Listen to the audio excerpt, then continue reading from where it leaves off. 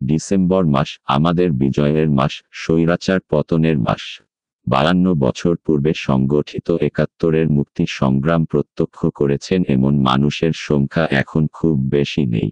আগামী 50 বছর পর তো তাদের কাউকেই খুঁজে পাব না। যেমন পাওয়া যায় না শত বছর আগে সংগঠিত প্রথম বিশ্বযুদ্ধের কোনো প্রত্যক্ষদর্শী ব্যক্তিকে, তেমনি একটা সময় আসবে কোনো প্রত্যক্ষদর্শী থাকবেন সংগঠিত 90-এর গণ অভ্যুত্থান নিয়ে। মূলত 1990 সালের 27 ডিসেম্বরে বিএমএ তৎকালীন যুগ্ম মহাসচিব ডা. শামসুল আলম খান মিলনের মৃত্যু ছিল 90-এর গণ অভ্যুত্থানের মূল টার্নিং পয়েন্ট। ঢাকা বিশ্ববিদ্যালয়ের টিএসসি গোল চত্বরের ঠিক পশ্চিম উত্তর দিকে সড়কের মাঝখানে ডা. মিলন গুলিবিদ্ধ হন। তৎকালীন শাসক স্বৈরাচার এরশাদের লালিত ঢাকা বিশ্ববিদ্যালয় ও ছাত্রদল থেকে বহিষ্কৃত গোলাম ফারুক অভিগমদের গুলিতে ডা. মিলন নিহতের ঘটনায় পুরো দেশ ফুঁসে ওঠে। 27 নভেম্বর রাতে সারা দেশে জরুরি অবস্থা জারি করা হয়। সাংবাদিক সংগঠন বিএফইউজে সরকারের বিপক্ষে দাঁড়ায়। ঢাকা বিশ্ববিদ্যালয় শিক্ষক সমিতি ও সুপ্রিম কোর্ট বার অ্যাসোসিয়েশনও সরকারবিরোধী আন্দোলনের সাথে একাত্মতা প্রকাশ করে। সারা দেশে শুরু হয় লাগাতার বিক্ষোভ, মিছিল, হরতাল, অবরোধ। সাংবাদিক ইউনিয়নের ধর্মঘটে বন্ধ হয়ে যায় সকল প্রকার সংবাদপত্র প্রকাশনা। বহির্বিশ্বের সাথে যোগাযোগ বিচ্ছিন্ন হয়ে পড়ে। বিবিসি ও ভয়েস অব আমেরিকা হয়ে ওঠে বিরোধী আন্দোলনের মুখপাত্র। 28 নভেম্বর ছাত্র জনতা কারফিউ উপেক্ষা করে মিছিল করেন। বিএনপি নেতৃত্বাধীন 7 দল, আওয়ামী লীগ নেতৃত্বাধীন 8 দল ও বাম 5 দল যুগপৎ আন্দোলন শুরু করে। অন্যদিকে জামায়াতে ইসলামীও আলাদাভাবে আন্দোলনে যোগদান করে। 28 নভেম্বর থেকে 6 ডিসেম্বর 1990 পর্যন্ত এরশাদ হটাও আন্দোলনে কেবল রাজধানীতেই 23 জন নিহত হয়। তীব্র আন্দোলনের মুখে 3 ডিসেম্বর সোমবার এরশাদ রেডিও ও বিটিভি মাধ্যমে দেশবাসীর উদ্দেশ্যে একটি ভাষণ দেন। ভাষণে নির্বাচনের 15 দিন আগে সরকার ও রাষ্ট্রপ্রধানের পদ থেকে পদত্যাগের প্রস্তাব দেন। এই প্রস্তাবে অনেকেই বিভ্রান্ত হন। এরশাদের ভাষণের পর 7 দলীয় জোট নেত্রী বেগম খালেদা জিয়া বিবিসিকে দেয়া তার সাক্ষাৎকারে এরশাদের প্রস্তাব সরাসরি প্রত্যাখ্যান করেন। তিনি জোর দিয়ে বলেন এই মুহূর্তেই সরকারকে পদত্যাগ করতে হবে। আন্দোলনকারী 8 দল ও বাম 5 দলও এরশাদের প্রস্তাব বাতিল করে দেয়।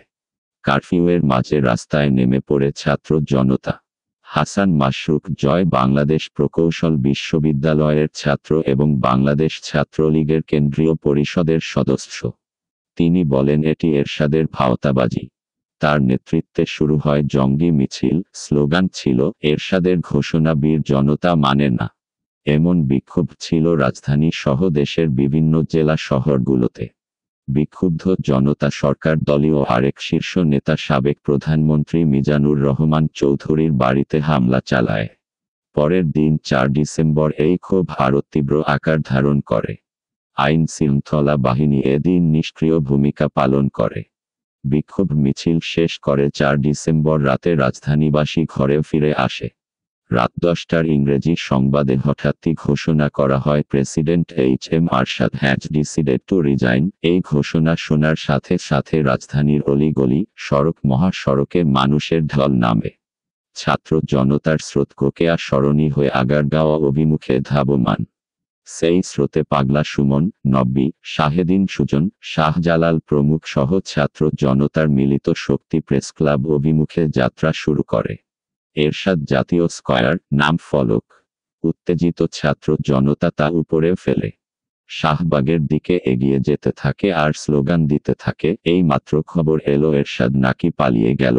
মোয়াজ্জেম ধর, জবাই কর, মান্নান ধর, জবাই কর, কোরবান ধর, জবাই কর, ধর শালারে, মার শালারে ইত্যাদি নানা ধরনের এরশাদ ও তার মন্ত্রী বিরোধী স্লোগান।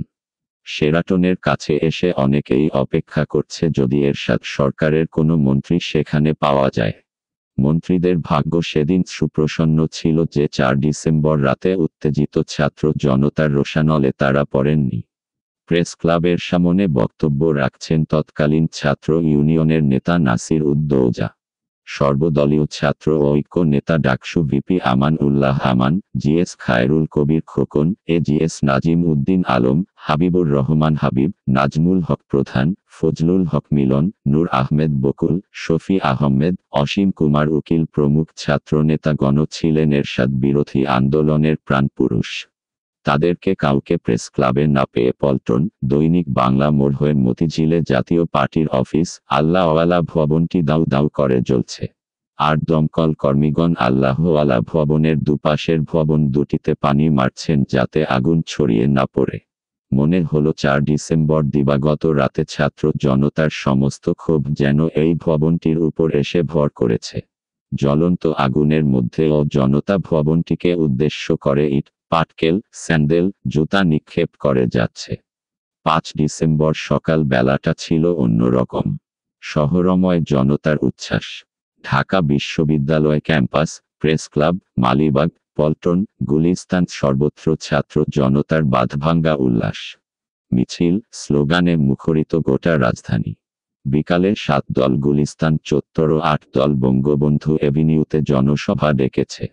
এরশাদ বিরোধী আন্দোলনে আটক অনেকেই এদিন জেল থেকে মুক্তি পেয়েছিলেন। তৎকালীন ছাত্র নেতা ইলিয়াস আলী সহ অনেকেই কারাগার থেকে বেরিয়ে সরাসরি তাদের নিজ নিজ দলের জনসভায় যোগ দিয়েছিলেন। 6 ডিসেম্বর বৃহস্পতিবার উপরাষ্ট্রপতি মওদুদ আহমেদ রাষ্ট্রপতি হোসাইন মোহাম্মদ এরশাদের কাছে পদত্যাগ করেন। 3 জোটের রূপরেখা অনুযায়ী প্রধান বিচারপতি শাহাব উদ্দিন আহমেদকে তত্ত্বাবধায়ক সরকার প্রধানের প্রস্তাব করা হয়।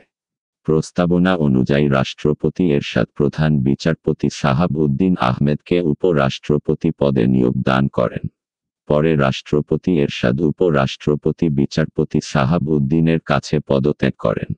বিচারপতি শাহাব উদ্দিন আহমেদ অস্থায়ী রাষ্ট্রপতি হিসাবে পরবর্তীতে দায়িত্ব পালন করেন এবং 1991 সালের 27 ফেব্রুয়ারি পঞ্চম সংসদ নির্বাচন সম্পন্ন করেন যা বাংলাদেশের ইতিহাসে সর্বাপেক্ষা অবাধ, সুষ্ঠু ও নিরপেক্ষ নির্বাচন হিসাবে পরিগণিত। কাগজে কলমে 1990-এর 6 ডিসেম্বর স্বৈরাচার এরশাদ পতন দিবস পালিত হলেও এর প্রকৃত স্বাদ ছাত্র জনতা ভোগ করেছিলেন 1990-এর 4 ডিসেম্বর রাত থেকে 5 ডিসেম্বর দিন অবধি। 33 বছর আগে স্বৈরাচার পতন হয়েছে এবং তারই ধারাবাহিকতায় 1991 সালের 27 ফেব্রুয়ারি পঞ্চম, 1996 সালের 12 জুন সপ্তম, 2001 সালের 1 অক্টোবর অষ্টম ও 2008 সালের 29 ডিসেম্বর নবম সংসদ সহ 4টি সংসদ নির্বাচনে দেশবাসী ভোটের অধিকার ফিরে পেয়েছিল।